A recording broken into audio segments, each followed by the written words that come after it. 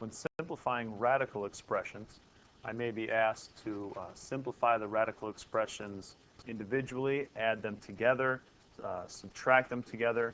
I may even have to multiply, divide. There are a variety of things that may occur. In example number 6 here, I have two radical expressions that wish to be added together. So I am first going to simplify them.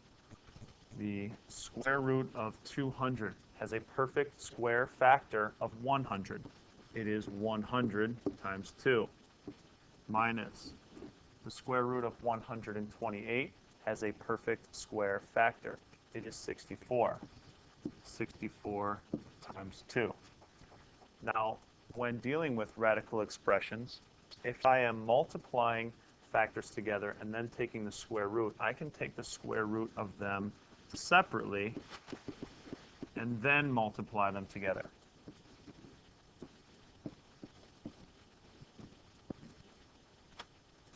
Now the square root of 100 is 10.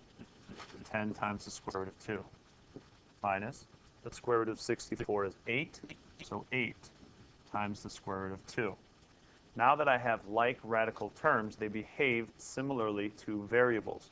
So 10 square root of 2 minus 8 square root of 2, I can add and subtract the coefficients.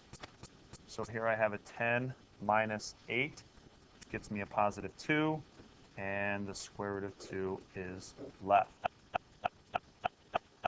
At number 9, I have cube roots instead of square roots, and I am multiplying them together.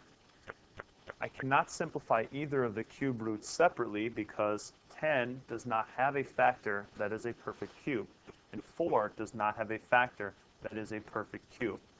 But similarly in the last example, if I am ever multiplying radical expressions, I can instead multiply the radicands and then take the radical at the end. So I can have the cube root of 10 times 4.